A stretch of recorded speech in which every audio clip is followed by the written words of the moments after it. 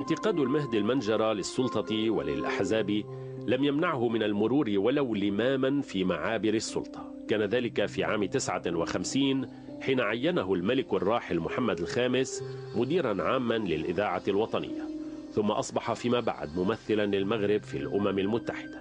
وإن سئل عن سبب اقترابه أو ابتعاده عن السلطة غالبا ما يكرر كلمة كرامة، وهو إذ يفند أسباب تأخر العالم العربي فإنما ليشير إلى مرحلة يسميها مرحلة ما بعد الاستعمار، وكأن به يقول إن الاستعمار الحقيقي قد بدأ بعد الاستقلال أو استمر، وأخذ وجوها عديدة من الفساد والتخلف والتبعية.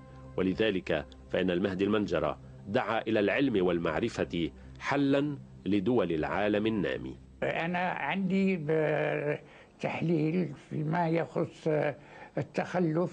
التخلف وعدم الاهتمام بالعنصر البشري، ونرى أن بعض المجهودات اللي في الدول العربية كلها لم تعطي هذا العنصر البشري الأهمية الكافية.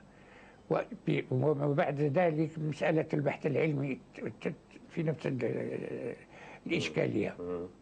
على ذكر البحث العلمي، حضرتك تنقل بعض الإحصاءات المهمة في الواقع، طبعا تنقلها عن تقارير دولية. مثلا تقول أنه بعام 2001 ما دفعته الدول الكبيرة للبحث العلمي والتنمية هو الآتي: أمريكا 315 مليار يورو، اليابان 143 مليار يورو دفعت في العام الواحد 2001، الصين 9% من الناتج القومي الخام، فرنسا قررت أنه سيكون عام 2010 سيكون هناك 24 مليار يورو للبحث والتعليم العالي، وكان الرقم 19 مليار عام 2004، أي بزيادة 26%. حين نقرأ هذه الأرقام في دول كبيرة ونقارنها بدولنا، يعني يصبح الوضع مأساوي. وهو أظن أن ليس هنالك جواب لمشاكلنا بوسيلة واحدة مثل البحث العلمي أو التربية وذلك، لكن الواقع هو أن ليس هنالك أي تقدم كما كان بدون البحث العلمي. عندنا هذا ليس من الآن، هذا ما كان في وقت عضابة الدولة العربية والدولة المسلمة، هذا ما كان في وقت الرومان، الاهتمام بالعلم وبالمعرفة. الحقيقة التي يجب أن نركز عليها هو أن إذا أخذنا النموذج الياباني، اليابان في القرن ال19 كانت فيها أمية قوية. جاءت ثورة الميجي سنة 68 ألف طبعا و868، وفي أقل من جيل اليابان أمحت الأمية. هذا الشيء الأول. يعني هذا ومحت الأمية بالاعتماد على الداخل وليس بالتغريب كما تقول حضرتك، خصوصا أنك تعرفت جدا على اليابان وعشت في اليابان. أيوة، لأن الأركان التنمية هما ثلاثة. الأول هو هذا محاربة الأمية، المعرفة.